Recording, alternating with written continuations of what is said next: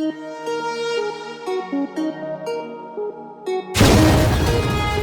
guys, how's it going? It's Anthony Lively here with another BF tutorial honoring a request from Tundra Zero, and it reads, I'd like to see special effects stuff and Photoshop thumbnail guides. And guess what? I'm making a thumbnail right now, so let's just jump right in, shall we?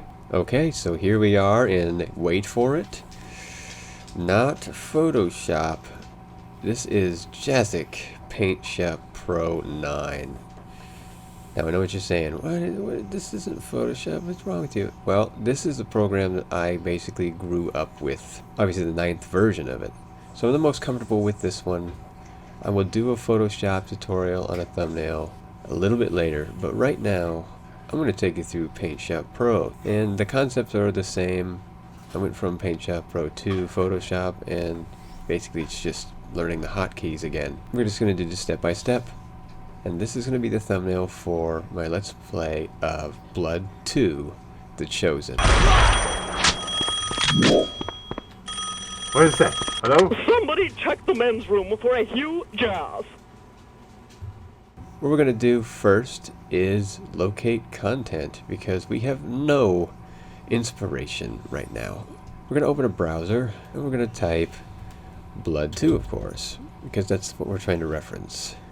Blood 2 Chosen right there. We're going to go for images, and we're going to look for, a lot of these having to do with Blood 2 The Chosen are really difficult to see. Very either grunged over, where they look like an abstract oil painting, or just kind of washed out colors, and so they don't really pop too well. So we're trying to put content from the game in the thumbnail, and this is what we're doing. Caleb is the main character, so I'm going to put his face in the image. I'm going to show larger. That's about it. So I'm going to copy that image, kind of keep it in my pocket right now. I'm going to open Jossy Paint Shop Pro again. I'm going to start a new project, and it's going to ask me how big I want it. And I'm going to say in pixels, because it's the easiest to understand, because it's how most of us understand on YouTube what pixel sizes are, like 720p and 1080p.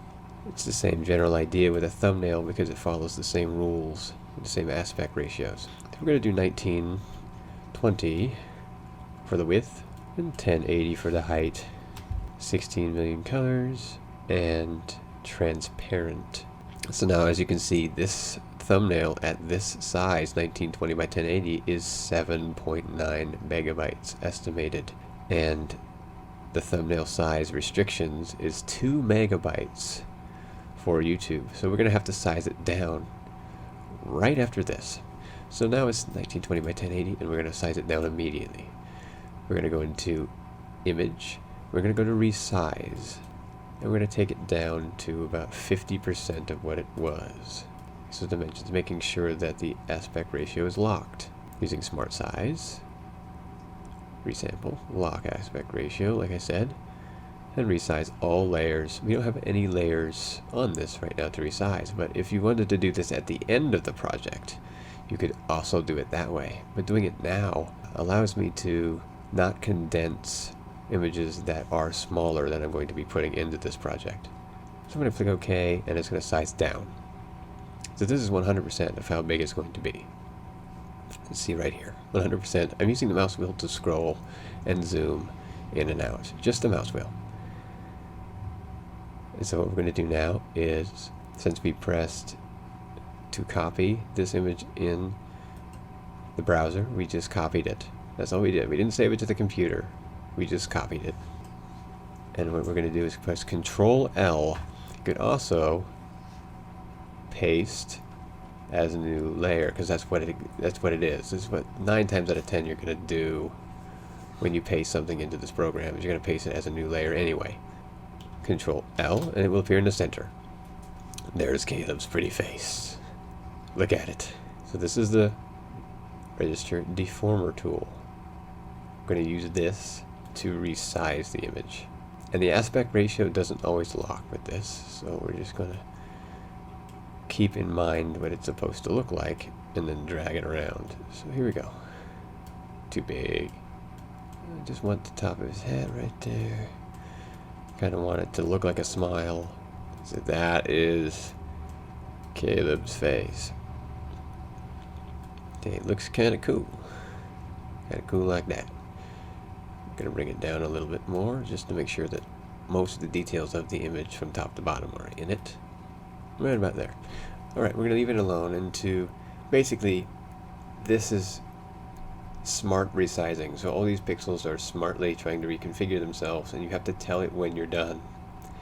And then you can click apply, or you just go on to another tool like the move tool, and it will basically decide, oh, you're done with me, okay. Now I've got my Blood 2 image that I want, but I have no background.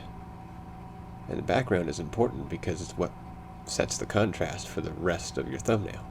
I've got all these washed out colors right here. I need something bright now. So I'm going to go back into my browser. Since this is a dirty, grungy game, I'm going to type grunge. Texture. Click it. Search the images.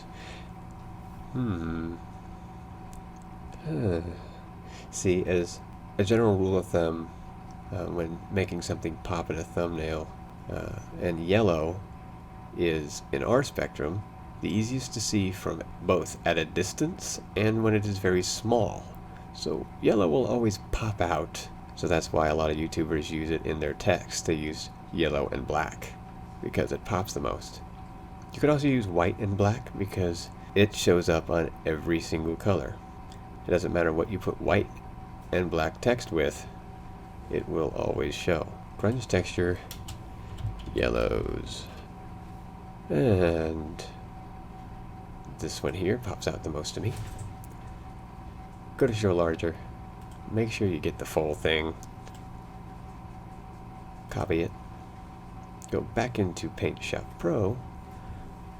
And again, Control L to layer.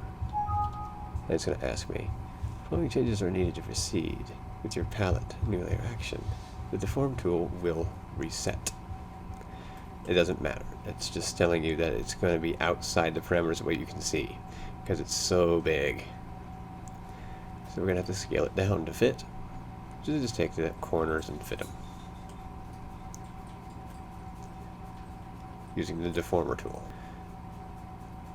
Okay, so now it's a layer on top. This is the layer palette. This is how I have everything arranged. View and toolbars. These are what you can see around here. My palette's over here. And you can arrange them any way you want. This is also customizable. I like to have a preview window of what my thumbnail is going to look like, because this is about the size it's going to be. This is my layer palette, which I'm going to manipulate a lot. All my tools and brushes are in this palette here, this bar. And these are my ways of manipulating each tool in this bar here. So what I'm going to do is take that third layer and move it to the bottom. Yes. Okay. I'm going to click the eye, and using the eye, and every time you see it in every program means you don't want to see me. I get it. So I'm going to zoom back in. That really takes the eye now. So now we need to put more things. And I know I want some text here to describe what this thumbnail represents. And it's going to represent the video game Blood 2, The Chosen. So I'm going to want a font that represents the game. So I'm going to go back into my browser. I'm going to go to thefont.com or 1001 Fonts or whatever font site you choose. And I'm going to choose a very dirty one. Alright, so we're going to use this right here, dirty headline, for our font. And all you have to do to get a font on your computer, if you have Windows 7, you click download like this. And hopefully you have a zip opening program, because they all need it, like WinZip or something like that. They're free. The trial does expire, but you can always use it. They just annoy you with, hey, look at this, you can purchase this. I don't want to. Open the text, and that's what the file always looks like. It always has a little A on it. You open the text so you can see it, and after that just press install, and there you go. And it's in your fonts folder, so now when you open it in program, it will be there. Opening in the program, we're going to go to our text tool, and we're going to probably right in the middle. We're going to type blood 2. Maybe not the number 2. Maybe 2, like this. Roman numerals. They're getting fancy. So we've got blood 2. I can't see that, can you? That means it's the wrong color. So we need to change that. So right now I'm in a vector. This is a vector right now, which means at any time while it's a vector, I can edit it again. I can change my mind and make it whatever I want. And I'm missing a palette over here. I noticed that I would like to see my materials palette. This is a good palette to have. It controls the colors that you're currently selecting. This is currently only filled. As you can see it now. If I were to put a stroke on it, which is right here, you would see an outline appear around the vector itself, or all of the text. See, it just puts a stroke on it. Stroke will be black, see? It doesn't look good that way to me. So I'm going to leave the stroke off. But I'm going to size this up to 72. Make it big. You want to see text, so you want to make it a fair percentage of the screen. And it's too bright. So we're going to take the fill color, which represents these letters, and we're going to turn them into a bloody red. Like a dead blood red, like this. Like that. Boom. You see how it pops now? You can see that. So we got the blood red that we want. We're going to size it up, want it to take over a little bit. About like that. You can always leave it that way. It's nice. But it's called Blood to the Chosen, so we have to add the next line. And the Chosen's not as important, so we're going to make it a little bit smaller. So I'm going to take my text tool again, the big A, click, and put the Chosen. And I've already got blood red for my blood 2, so the Chosen doesn't stand out anymore, especially if it's going to be smaller, which I'm going to do that on purpose. So we're going to take the fill color right now and make it black. Boom. Make it a little bigger. A little bit bigger. And we can kind of off-center this a little bit. A little bigger than that. We don't want it to take over, because blood 2 is more important. Big right here. Put it under. It would kind of intersect each other just a little bit. About right there. You leave it alone. Caleb, where are you? There you are. He's big. He needs to take up less of the frame. I need to see my blood text. I'm going to put my blood text on top anyway, because it belongs on top. Just clicking and dragging that to the top. And what I'm going to do is I'm going to get rid of this, because I don't want it. And since I need to work with that layer, his face, I'm going to click it. But what we need to do is chisel some of it away. I'm going to use an eraser. So his hair's right here, his hat's right there.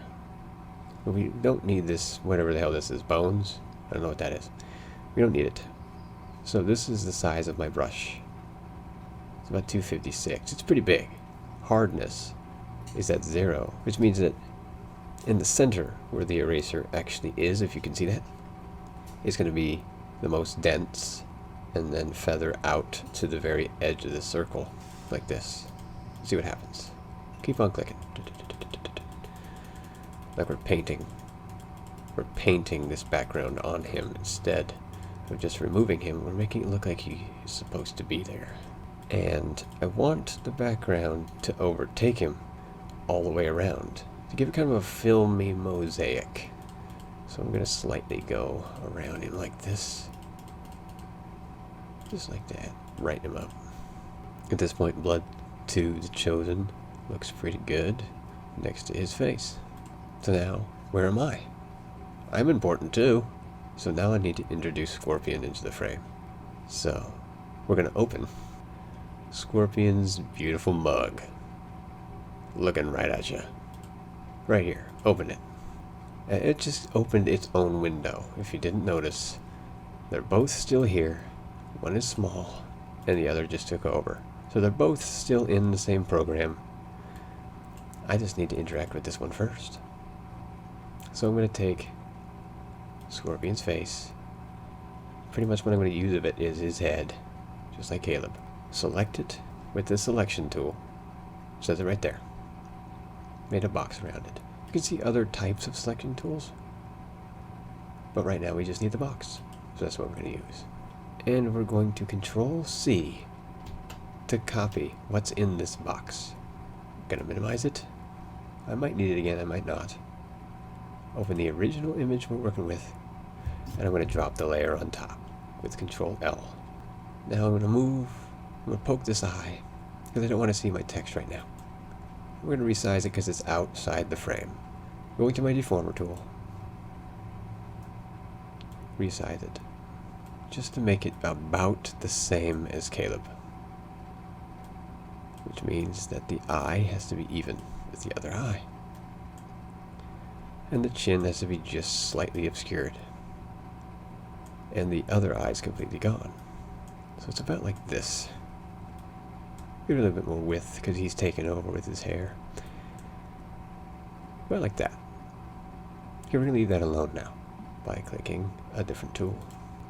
So now remember all those little options of selection tools we had before. When we click this little down arrow, we're going to click the magic wand because it's magical. With that, we're going to establish a tolerance. 11 is safe. 10 to 15 is safe. Anything above that, you can cut into your character quite a bit. We just want to get rid of this green. We want to kind of chroma key it out. And this is the match mode. We'll stick with RGB value right now.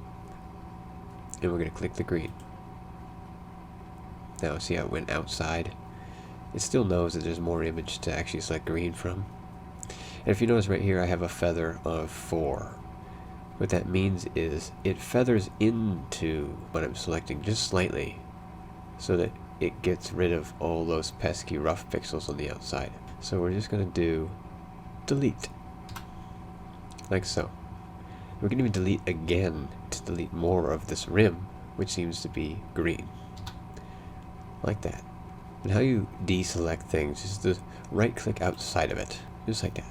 Now you see how it's still kind of maintaining this green spill over me, and I don't want it. So what I'm going to do is adjust the colors. I'm going to do that anyway. I'm going to adjust, because that's what I'm doing. I'm adjusting something. And what I'm going to adjust is what colors mean. So I'm going to take hue and saturation.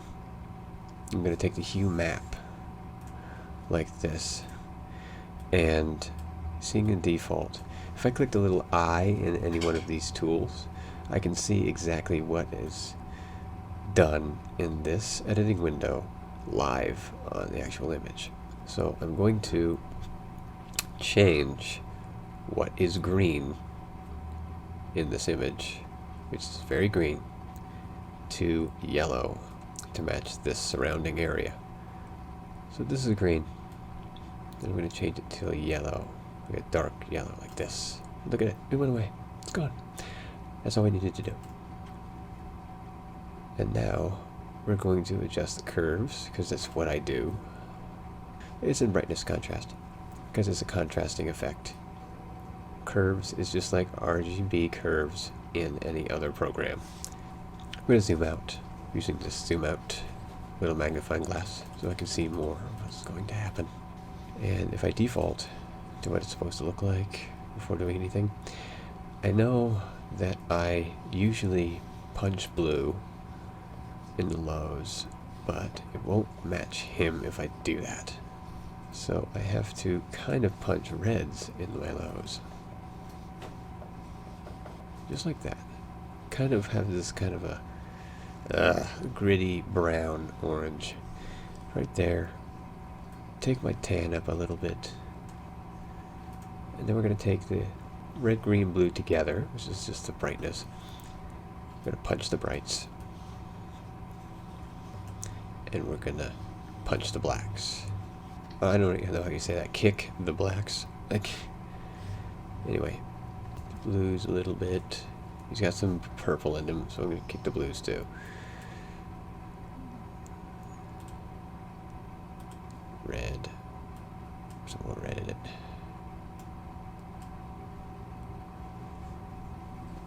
Just like that. Click OK. And now I've got too much of me in it. Like he was. So I'm going to do the same thing. Take the eraser tool, making sure that I have the right layer selected. And goodbye shoulder. I want to kind of fine tune it to a collar.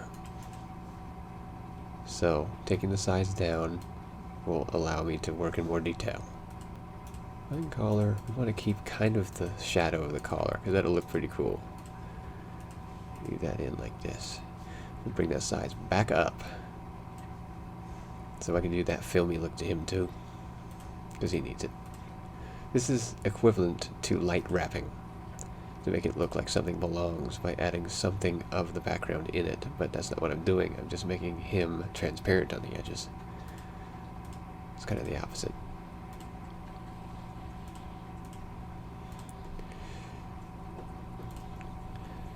Just like that. Get rid of more Caleb. Caleb's taken over. Is that the right layer? Yes, it is. Right, so there we have this kind of bridge between us. And now we're going to drop our text back in to make sure it matches up. Blood to the chosen. Now I can't really see that B anymore. So what I'm going to do is I'm going to change the behind the B to be bright like the rest of it. Because bright is what makes this lettering color pop in the first place. So we need what right behind it to pop. So I'm going to do effect, a 3D type effect, and it is drop shadow like every other program has.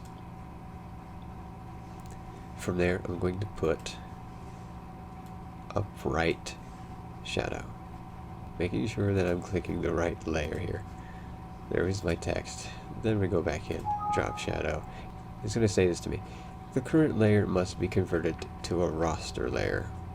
Raster layer means you're done vectoring, you can't go back now, but you want to add effects to it. It's like pre-compositing your video in After Effects. Anyway, so where's that white idea? Like this. What I did was just select this color. I want to change it white. So that's what the shadow is going to be. Vertical offset, horizontal offset.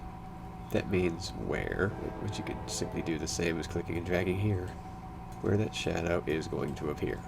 And I mostly need it covering the B, so I'm going to slightly tug it over this way. Just like that. So now I've got blood to the chosen, and you can clearly see that. Click OK. We want to add another shadow here, because I want it to be a little bit more interdimensional. I want it to belong as well. Slightly. So we're going to add a little bit of orange to it. Let's blur. A little bit of flavor on it. But who's playing this game? We almost forgot. Scorpion's playing. So we go Scorpion plays Blood to the Chosen. So we're going to take Scorpion and we're going to yellow it. We're going to make it yellow. Just like that. Apply. Move it around. Now you see I've run into another problem. Now the yellow's too bright in this section to be visible. The plays is fine. Scorpion isn't. And since I don't want to add a black outline because this font has holes in it, what I want to do is add a shadow to it to make the background darker. The opposite of what I just did to blood too. I'm going to take that. I'm going to go claw black. I'm going to take the feather out. And there we go. Now we're making these letters pop out more. But not enough. So what we're going to do is press OK. That's now a register layer. So what I'm going to do with it is select with selection box. Select the Scorpion. And I'm going to copy that with Control C. I'm going to layer it again. What I'm doing is kind of faking 3D. I'm going to put it right over the top, just like this. So now it looks kind of like a 3D Scorpion from the bottom. It will pop a lot more that way. Now I'm going to take a selection tool and right click outside so it deselects everything. It looks pretty good. So now what we're going to do, that we're satisfied with what we've made, is going to go to File, Save As. Now you can either save it as a Paint Shop Pro, which doing that allows you to, when selecting the file type again, to go back in and manipulate these layers. But we're going to save it as a PNG because they're slightly higher quality than JPEGs. Onto the chosen thumb. Putting it in Blood to the Chosen. And there you have it, a finished thumbnail ready for YouTube. Thanks for watching.